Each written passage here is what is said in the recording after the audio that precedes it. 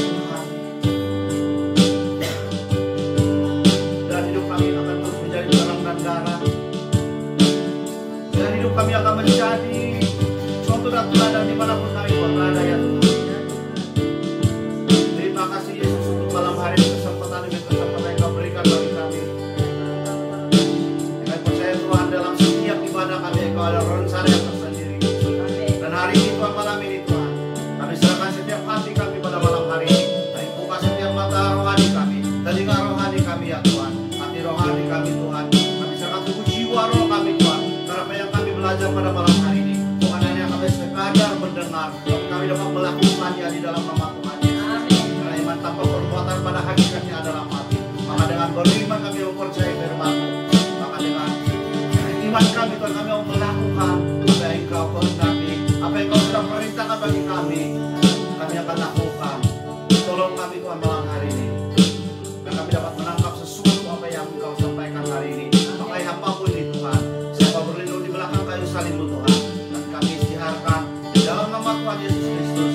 Biarkannya nama Tuhan Yesus Kristus yang dimuliakan, ditinggikan, diagungkan lewat dengan firman-Mu Tuhan. Karena jamahan-Mu yang sakit akan disembuhkan, yang terikat akan dilepaskan di dalam nama Tuhan Yesus. Mereka yang sakit rohani, mereka akan dipulihkan, dan mereka akan menerima keselamatan, dan tubuh mereka yang sakit akan mengalami kesembuhan. Terima kasih Tuhan malam hari ini. Terima kasih panjang hari Tuhan. Engkau memimpin kami dalam pekerjaan kami, dalam pelayanan kami. Dan bagi anak-anak Kau tahu, ibu-ibu yang suri rumah tangga, Engkau memimpin mereka, menolong mereka, memberkati mereka. Terima kasih Tuhan. Terima kasih Yesus. Bapak ini Tuhan kami serahkan hari dalam nama Tuhan Yesus Kristus. Kami sudah berdoa dan mengucap syukur. Amin. Amin.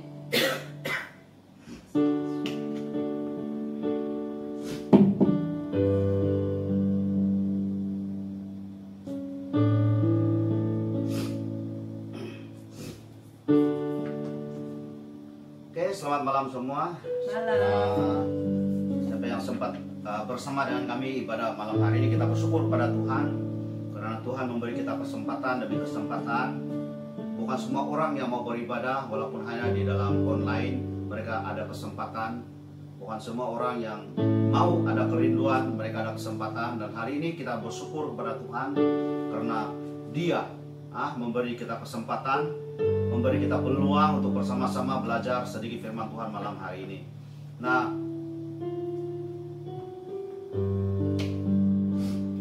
malam ini kita sambung belajar. Beberapa minggu lepas kita sudah belajar tentang Yohanes 10:10, yaitu pencuri datang hanya untuk mencuri, membunuh, dan membinasakan. Dan kita akan ke dalam sedikit. Kita akan belajar lagi sedikit ke dalam apa yang dikatakan Tuhan ini di dalam mencuri, membunuh, dan membinasakan. Nah, di dalam Yohanes 10:9-13 firman Tuhan berkata begini. Ini Yesus sendiri yang berkata, ini Yesus sendiri punya firman. Yohanes 10:9-13, begini firman Tuhan. Akulah pintu. Barang siapa masuk melalui aku, ia akan selamat dan ia akan masuk dan keluar dan menemukan padang rumput. Ayat ke-10, pencuri datang hanya untuk mencuri dan membunuh dan membinasakan. Aku datang, kata Yesus, supaya mereka mempunyai, atau kita semua mempunyai hidup dan mempunyainya dalam segala kelimpahan. Amin. Akulah gembala yang baik, kata Tuhan Yesus. Gembala yang baik memberikan nyawanya bagi domba-dombanya. Dan memang terbukti Dia sudah mati bagi kita, menebus kita daripada dosa-dosa kita. Ayat yang ke-12, sedangkan seorang upahan yang bukan gembala dan yang bukan pemilik domba-domba itu sendiri, ketika melihat serigala datang, meninggalkan domba-domba itu lalu lari, sehingga serigala itu menerkam dan mencerai-beraikan domba-domba itu.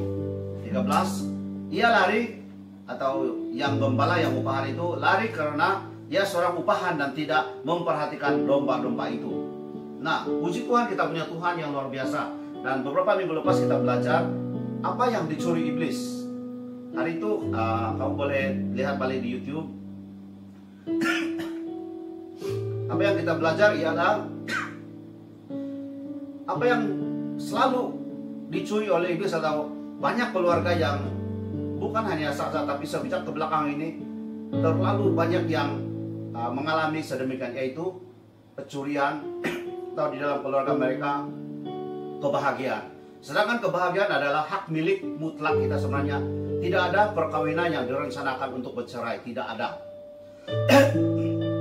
Apapun bangsa mereka, apapun kepercayaan mereka, tidak ada perkawinan yang direncanakan untuk setelah berkawin dan cerai berai, atau bercerai, atau rumah tangga hancur.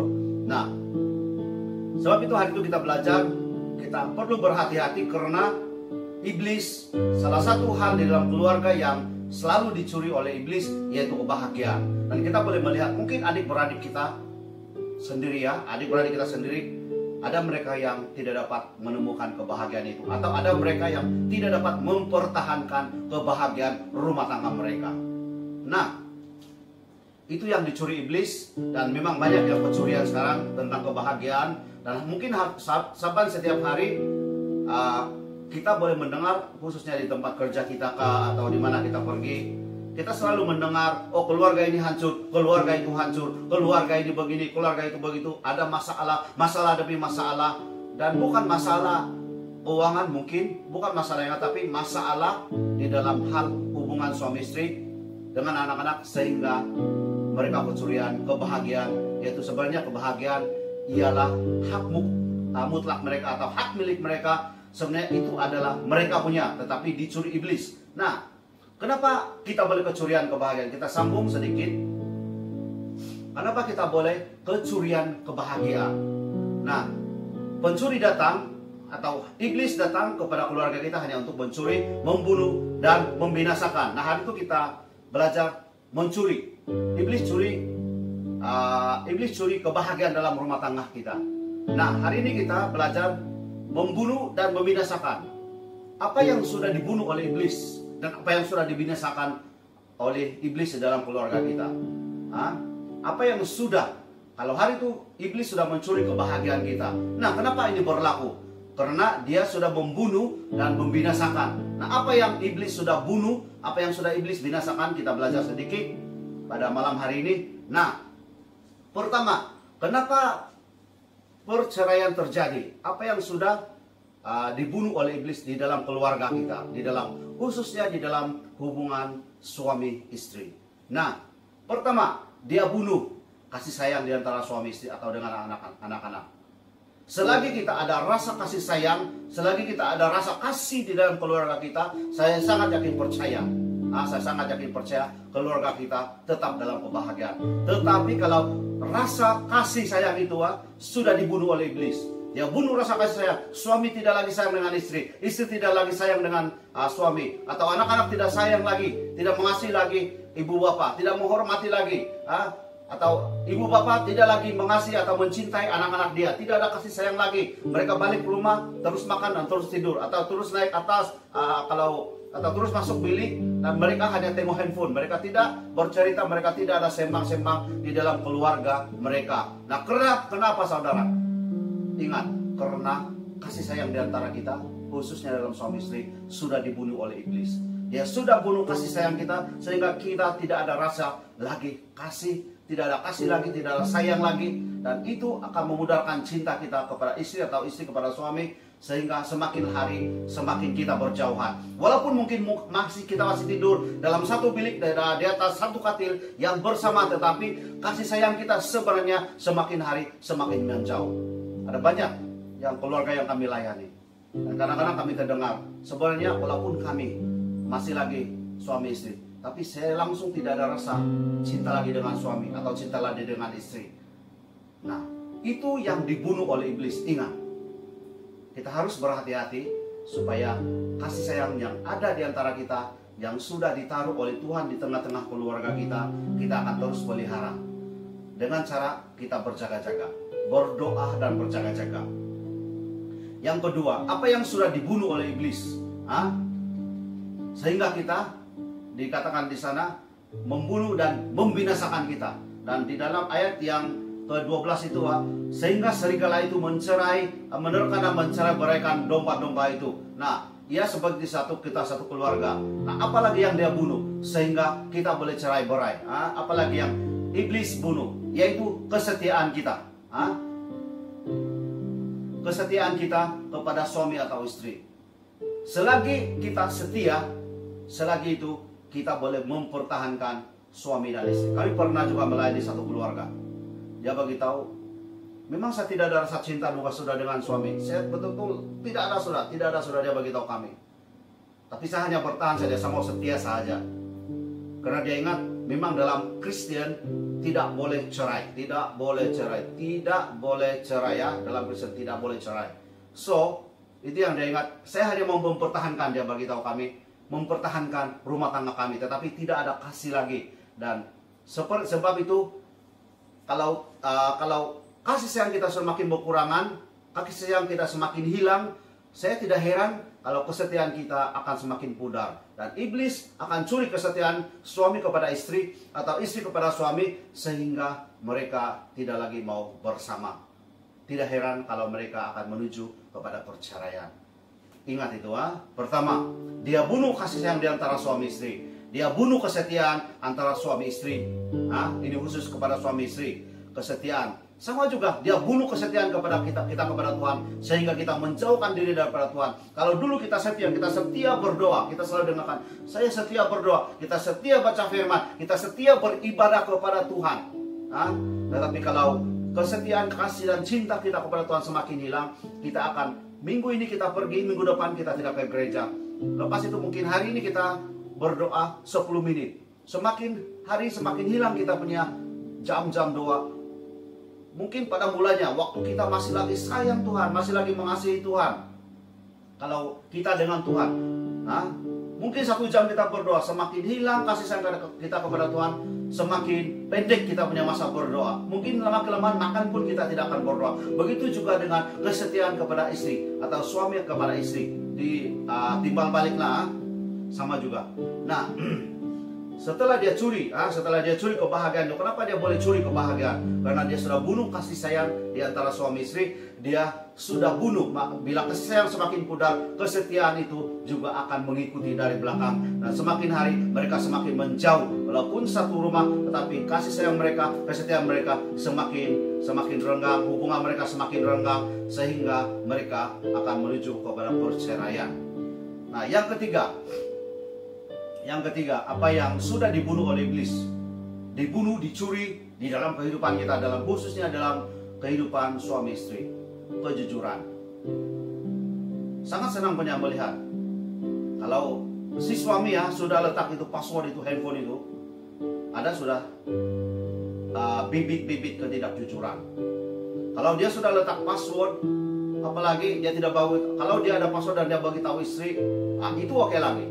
Tapi kalau dia ada password atau si istri ada password atau si suami ada password, sama juga 2 kali 5. Bukan hanya suami, bukan hanya istri saja. Kalau mereka sudah letak password dan tidak bagi tahu, habis. Sana kejujuran mereka sudah semakin tidak boleh dipercaya lagi. Kenapa mereka letak password atau kenapa mereka begini begitu?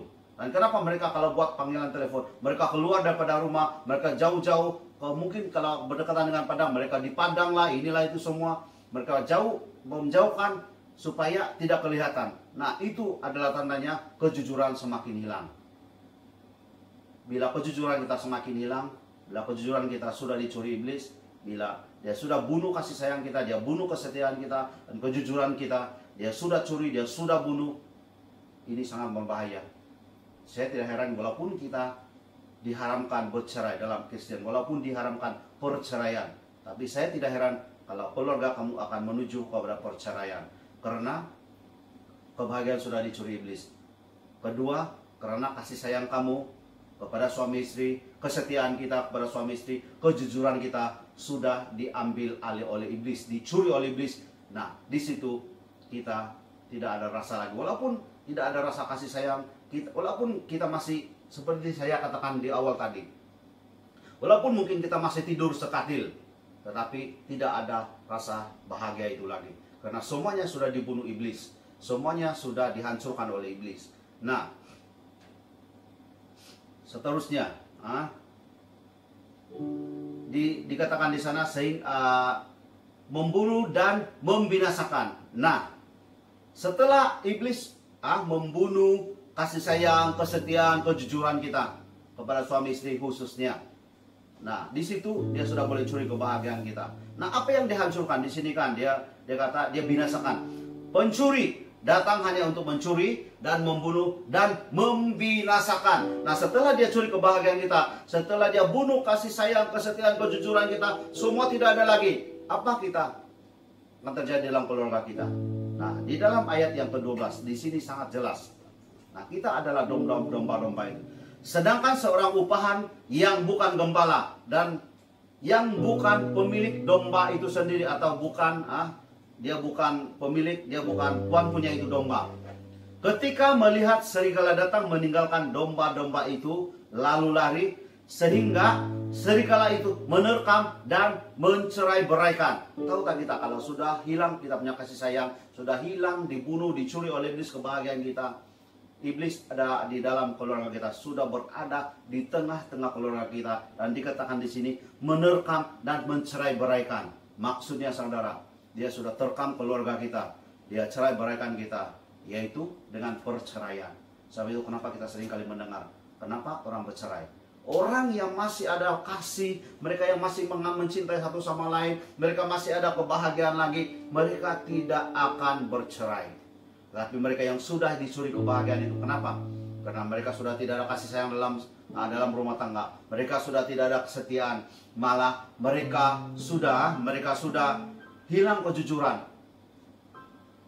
Bila seistri tanya, lewat balik hari, iya, saya ada OT, tapi di mana dia OT? Berjumpa dengan orang lain, berjumpa dengan perempuan lain begitu.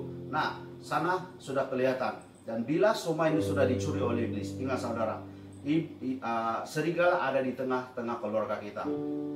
Dia menerkam keluarga kita dan kita tidak boleh bertahan lagi, dan sehingga kita cerai-berai. Nah, apa itu cerai-berai dalam keluarga? Pertama, suami istri akan bercerai, dan kesannya dengan anak-anak semua sekalian, termasuk anak-anak sekali, apabila keluarga atau ibu bapak mereka sudah bercerai, anak-anak pun akan liar. Ada banyak anak-anak yang mereka bukan sebenarnya mereka mau untuk menjadi penagih dada. Ada banyak atau ramai anak-anak sebenarnya mereka tidak mau ikut gangster, mereka tidak mau ikut yang jahat-jahat. Tetapi karena keluarga, bila mereka balik di rumah tidak ada ibu bapak, mereka balik di rumah mungkin ibu bapak sedang bertengkar. Bila mereka balik di rumah, mereka balik dari sekolah, ibu dan bapak mereka mungkin bila melihat buka pintu, semua pinggan mangkuk sudah di lantai, mereka ibu bapak mereka baru siap bergaduh. Nah, bagaimana anak itu mau balik ke rumah kalau serigala sudah ada di tengah-tengah keluarga itu? Bagaimana mereka mau balik? Nah, sebab itu mereka malas mau balik di rumah. Sebab di rumah mereka tidak dapat apa-apa, malah mereka hanya melihat orang tua bertengkar, orang tua menjerit satu sama lain. Nah, di situ mereka terikut dengan kawan-kawan di luar. Mungkin mereka kata, lebih baik saya ikut kawan-kawan saya, di sana lagi bagus. Saya balik ke rumah kawan, saya ikut ini kawan, saya ikut itu kawan. Nah, itulah tandanya bila serigala ada di tengah-tengah rumah tangga kita, bila serigala ada di tengah-tengah keluarga kita, dia akan cerai-beraikan. Maksudnya ibu bapak yang bercerai, mereka sudah tidak hidup sehalauan, tidak lagi satu rumah, mereka sudah menjauhkan satu sama lain, dan anak-anak mereka juga akan menjauhkan daripada keluarga mereka. Karena bila mereka balik, mereka tidak ada siapa-siapa di rumah. Jangankan kebahagiaan, melihat mungkin muka bapaknya, muka mamanya tidak ada di rumah. Sebab itu, kalau serigala, kalau kita tidak ikut kepada gembala yang baik itu, kalau kita biarkan gembala yang baik itu, kalau kita tidak peduli gembala yang baik itu, yaitu Yesus. Kata Yesus, akulah pintu, barang siapa masuk melalui aku, ia akan selamat dan ia akan masuk dan keluar dan menemukan padang rumput. Bagi seekor gembala, dia akan menemukan padang rumput. Wah, itu adalah satu hal yang sangat-sangat menggembirakan dia, membahagiakan dia, karena bila dia keluar saja, wah, padang rumput, dia boleh makan. Tetapi kalau kita menjauhkan daripada gembala itu, kita tidak ada padang rumput yang kita makan. Sebab itu di dalam keluarga seolah-olah kekurangan itu sebenarnya mereka tidak kekurangan apa, tapi mereka kekurangan kasih sayang, dan keluarga mereka menuju kepada perceraian atau kepada kehancuran. Kalau tidak bercerai pun keluarga itu akan menuju kehancuran. Soalnya berapa banyak keluarga yang sekarang mereka masih tinggal serumah, mereka masih tinggal dalam satu bilik atau satu katil yang bersama, tapi mereka tidak dapat menemukan kebahagiaan sebenarnya. Apa arti kebahagiaan di dalam rumah tangga? Nah, kalau kita mau menemui padang rumput, kalau padang rumput itu adalah satu kebahagiaan kita, kalau kita mau menemui padang rumput yang luar biasa itu, yang memberi kita kepuasan secara rohani kita, mari kita datang kepada Yesus. Hanya Yesus yang boleh memberi, menyediakan, menyiapkan, mempersiapkan kepada kita. Saat kita keluar saja, kita ada padang rumput. Maknanya kita ada kepuasan dalam keluarga kita. Jadi kita kasih sayang di antara suami istri semakin hari semakin erat. Dan apapun masalah yang mereka hadapi, mereka akan bergandeng tangan suami istri dan anak-anak. Karena di tengah-tengah keluarga itu ada gembala yang baik, yaitu Tuhan Yesus Kristus. Amin. Nah, yang last, apa yang dicuri oleh iblis? Kalau pertama tadi dia curi kebahagiaan, lepas itu dia bunuh, kasih sayang, kejujuran semua, dan akhirnya keluarga itu cerai berai, karena sudah hilang semua. Nah, apalagi yang selalu dicuri iblis di dalam hal ini secara individu lah, atau secara pribadi ya. Ini saya tekankan kepada secara individu atau pribadi, bukan kepada keluarga. Nah, pencuri datang mencuri, membunuh, dan membinasakan. Nah, apalagi yang dia curi selain daripada kebahagiaan yang menjadi hak mutlak kepada kita, yaitu dia mencuri kesehatan kita.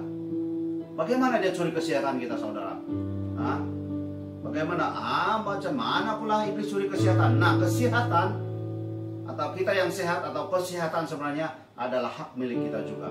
Tuhan sebenarnya tidak mau kita sakit-sakit, malah mau pergi melayani pun susah, ini apa semua. Tuhan sebenarnya tidak mau itu. Dia tidak mau kita sakit sebenarnya. Nah, bagaimana dia boleh curi kesehatan kita? Sangat simple, yaitu bila ada kepahitan dalam kehidupan kita. Seperti mana saya punya istri. Ramai kamu yang sudah pernah dengar, waktu dia keguguran pertama kali, kedua kali, dan anak kami yang ketiga dalam umur 9 tahun tanpa sakit apa-apa, dia diambil Tuhan. Nah, di situ dia sangat kepahitan dengan Tuhan. Perkataan kepahitan itu ada di dalam dirinya, sehingga dia sakit. Kami berjumpa dokter di swasta, di government klinik, di klinik kesehatan, tidak boleh sembuh-sembuh. Nah, bagaimana dia sembuh? Hanya waktu dia sadar bahwa dia sedang kepahitan dengan Tuhan, dia minta ampun dengan Tuhan. Hanya bila dia sadar dan dia minta ampun dengan Tuhan, di situ dia disembuhkan. Tidak perlu minum obat, saudara, tapi hanya dengan minta ampun dengan Tuhan, karena dia kepahitan dengan Tuhan. Nah, baru-baru ini kami melayani seorang ibu. Nah, kami dengar dia sudah bertahun-tahun, dia mengalami sakit di perut, dan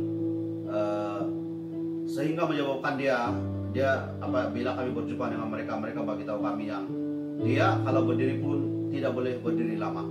Dia hanya boleh berdiri seketika, dia tidak boleh bertahan, dan dia hanya boleh duduk saja karena dia 3 tahun menderita sakit di sini, macam mengandung tapi tidak, dan dokter bagi tahu tidak dapat menemukan dia punya penyakit.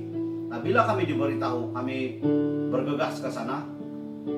1 minggu kemudian bila kami dengar berita itu, kami pergi ke sana melayani seorang ibu ini. Nah, waktu kami mendoakan dia, dan memang saya sudah persiapkan apa yang Tuhan mau, apa firman yang Tuhan mau kami bawa waktu itu. Dan Tuhan bagi tentang pendarahan 12 tahun. Nah, benar-benar ia sama, benar-benar ia sama dengan apa yang ibu ini alami. Nah, dia bertahun-tahun sakit, dan dokter kata tidak ada sakit, dan hanya bagi dia obat obat gastrik yang tidak ada kena mengena dengan sakit dia. Nah, waktu kami mendoakan dia, saya tanya dia, kamu ada kepahitan dengan siapa-siapa? Dia bagi tahu tidak ada. Tapi saya sangat-sangat yakin dia sedang kepahitan, dan lastnya sebenarnya dia kepahitan dengan diri dia sendiri. Dia menyesal apa yang dia pernah buat dulu. Nah, itu yang menghantui dia sehingga dia sakit, dan dia sendiri mengatakan memang dia sakit karena itu. Nah, bila kami bawa dia dan dia minta ampun dengan Tuhan, saya bersyukur dia benar-benar dia terbuka dan minta ampun dengan Tuhan. Nah, pada malam itu juga malam kami doakan, lepas didoakan, sudah ada perubahan, sudah ada pembaikan. Nah, dan beberapa hari lepas, yang sebelum ini saya dengar apa yang mereka kata, apa yang dia kata sendiri, mau masak pun susah, sehingga tinggal anak lagi dia punya anak yang tolong dia masak. Nah, beberapa hari lepas saya tengok dia, ikut orang pergi bermain, pergi bersukan. Dia ikut kawan-kawan dia pergi bersukan. Ini luar biasa Tuhan kita. Nah, apa yang menyembuhkan dia? Tidak ada satu biji Panadol pun yang dia makan. Tidak ada satu obat pun dia makan. Dia hanya makan firman Tuhan, yaitu minta ampun kepada Tuhan atau mengampuni. Dan dia minta ampun kepada Tuhan malam itu juga waktu kami doakan dia. Nah, di situ dia dipulihkan. Nah, kepahitan ini kalau ada di dalam hidup kita saat ini, berjaga-jaga karena iblis akan curi kita punya kesehatan. Sehingga dokter pun tidak boleh menemui apa kita punya penyakit. Sebab sebenarnya kita tidak ada sakit. Saya beritahu ibu hari itu, saya beritahu dia, lihat perempuan pendarahan 12 tahun ini. Di lastnya Yesus berkata, pergilah dengan selamat dan jangan pergi dengan selamat. Imanmu telah menyelamatkan engkau. Pergilah dengan selamat dan engkau sudah sembuh dari penyakitmu, kata Yesus kepada perempuan pendarahan 12 tahun. Kenapa dia tidak dahulukan, engkau sudah sembuh? Tidak. So, bagi Yesus, bagi Tuhan, yang sangat penting ialah rohanimu yang sembuh. Dan saat rohanimu sembuh, saya sangat yakin percaya, tubuhmu atau jasmanimu akan ikut sembuh. Tapi kalau rohanimu yang sakit, tubuhmu akan ikut sakit. Nah, kalau kita malam hari ini, kita yang akan mendengar nanti mungkin di YouTube, atau kamu sekarang yang ada, yang akan mungkin selepas ini, ibadah ini baru kamu dengar, atau nanti akan dengar, tidak kisah bila pun. Tapi ingat, kalau kamu ada kepahitan dengan suami, kepahitan dengan istri, kepahitan dengan mertua kamu, kepahitan dengan ibu bapak kamu, kepahitan dengan adik-beradik kamu, kepahitan dengan majikan kamu, kepahitan dengan pekerja kamu, kepahitan dengan kawan sekerja kamu, atau siapapun kamu katakan, mungkin kamu kepahitan dengan gembala kamu, kepada pastor kamu, mungkin kamu kepahitan, atau mungkin pastor kepahitan dengan jemaat. Nah, ingat, ada banyak orang sakit, mereka sembuh karena hanya mengampuni. Amen. Ada banyak sakit yang kita dapat karena ketika kita tidak mau mengampuni. Kita dapat penyakit itu saat kita simpan kepahitan.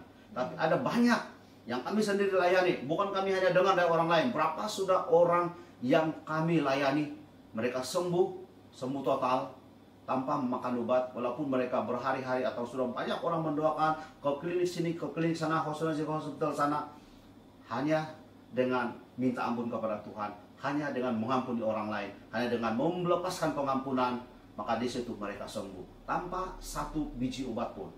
Nah, kalau kamu hari ini, saat ini, kamu sudah di kecurian kesehatan.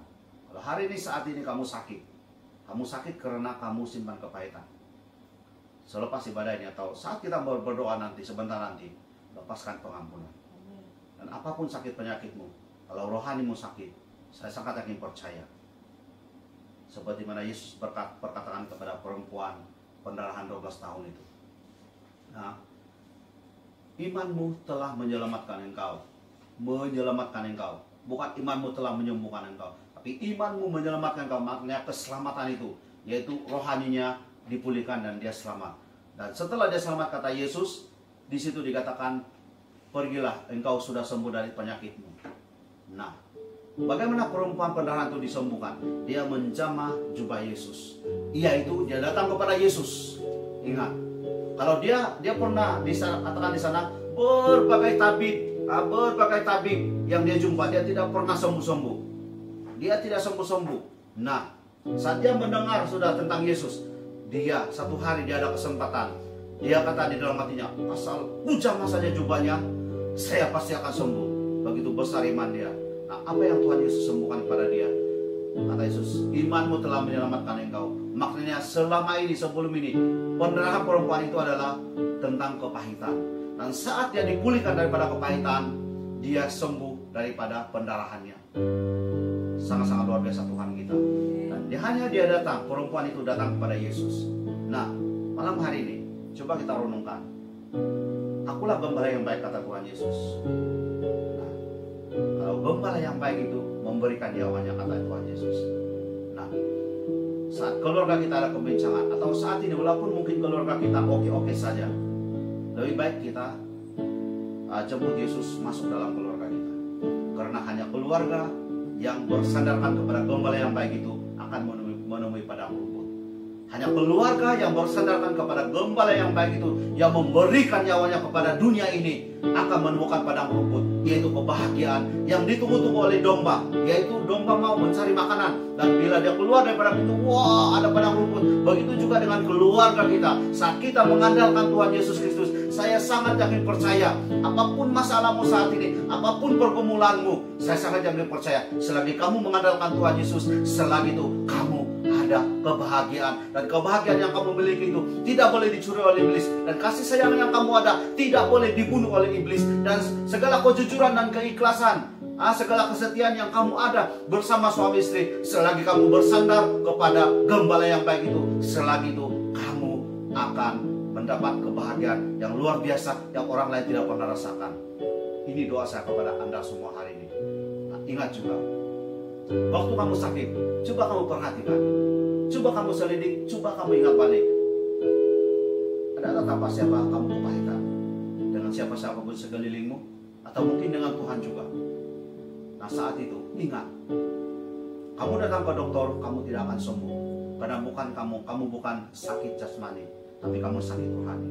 Nah, seperti sudah ramai yang kami layani, mereka datang kepada Yesus, kami hanya mendoakan mereka. Kami tidak apa-apa, tiada sebenarnya siapapun doakan pun boleh sebenarnya, sama saja. Bukan karena wah ini kami yang mendoakan, wah ada sembuh, tidak ada kena-mengena. Tapi saat mereka datang berserah kepada Yesus, setiap orang yang kami doakan, sampai kami ke Johor melayani orang-orang sedemikian, di mana-mana saat kami melayani orang sedemikian, dan mereka menyerahkan kepada Yesus, mereka minta ampun, mereka mengampuni. Nah, mereka disembuhkan dari sakit penyakit. Nah, datang kepada Yesus, perempuan pendarahan 12 tahun, dia disembuhkan bukan hanya karena iman, tetapi karena dia datang kepada Yesus. Kalau dia hanya ada iman tanpa bertindak, hakikatnya adalah mati. Kalau dia hanya ada iman tanpa perbuatan, pada hakikatnya adalah mati. Dan sebab itu, dengan beriman, dia juga melakukan tindakannya, yaitu bertindak dengan memegang atau menyentuh atau menjamah jubah Yesus, yaitu mendekati Yesus. Dan apa saja yang bersentuhan dengan Tuhan, apa saja yang berdekatan dengan Tuhan, kita yang menjamah Tuhan, kita yang mau dijamah Tuhan, saya sangat ingin percaya, setiap penyakit di dalam tubuhmu, setiap sakit rohani khususnya, akan hilang seketika juga. Karena Tuhan mau menyembuhkan hatimu yang terluka malam hari ini. Tuhan mau menyembuhkan keluargamu yang hancur, yang cerai-berai. Dan biar hanya Tuhan yang boleh mengusir serigala yang masuk dalam keluargamu.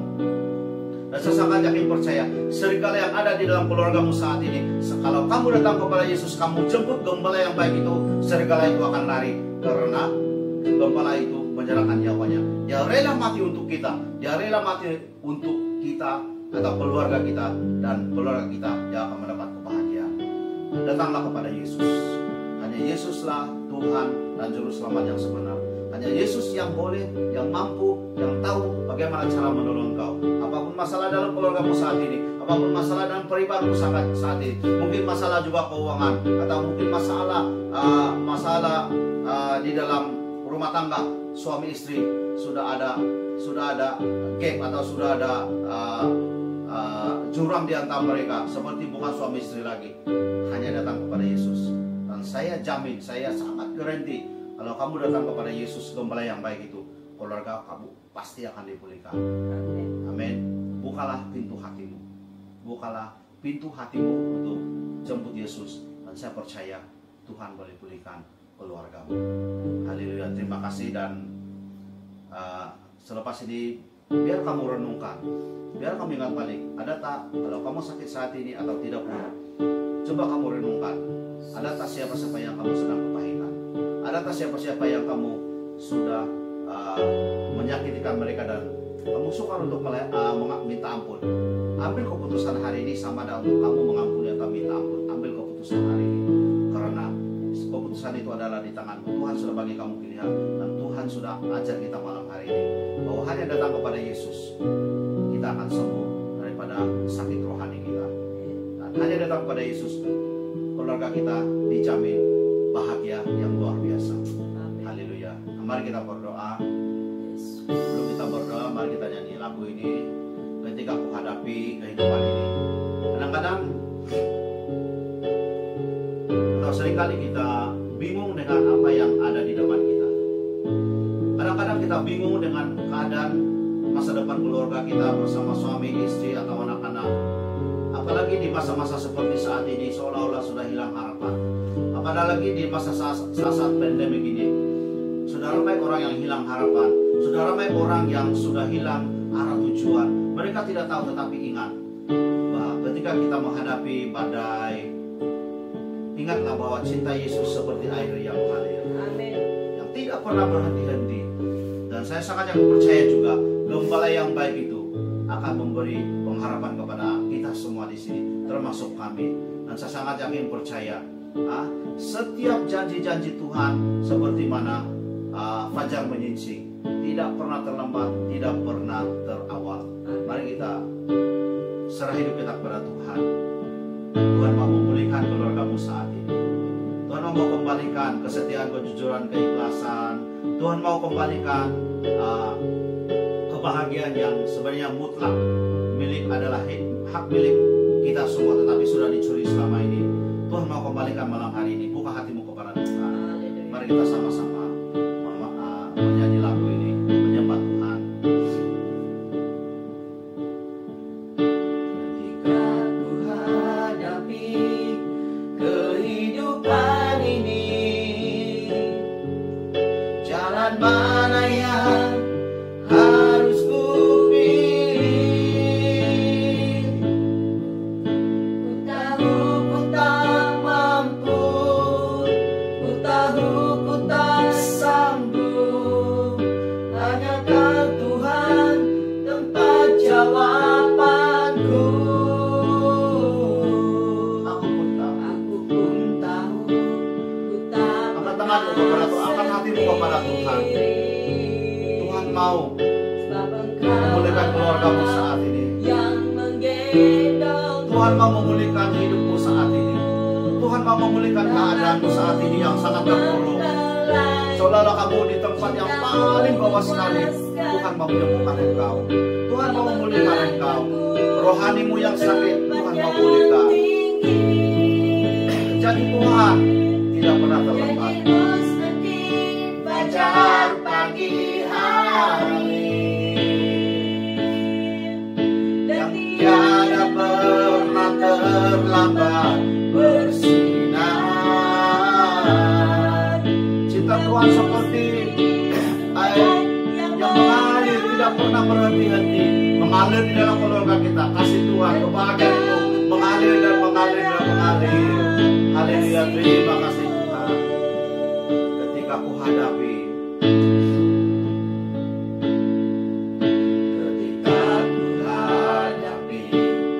kehidupan ini, terima kasih Tuhan. Jalan mana yang tolong kami agar kami dapat memilih jalan yang benar, pilihan kami yang tepat bersama dengan pilihan-Nya Tuhan. Karena kami tidak mampu ya Tuhan, kadang-kadang kami tidak sanggup.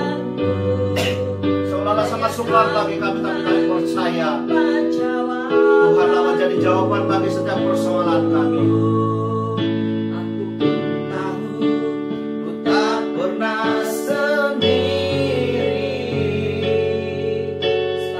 Kau anak yang menggendongku, tanganmu membelaiku, cintamu memuaskanku, kau mengangkatku ke tempat yang tinggi. Janjimu seperti fajar pagi hari. Amin. Tidak pernah terlambat ya Tuhan, pernah terlambat bersinar.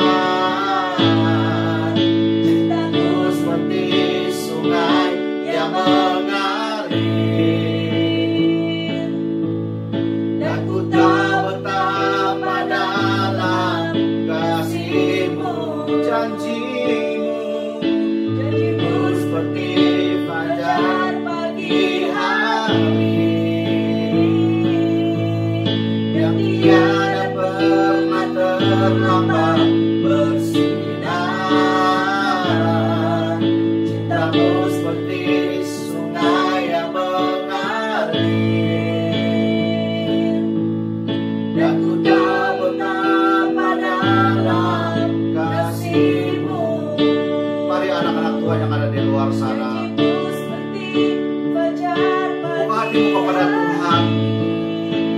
yang Tuhan mau kita lakukan malam hari ini.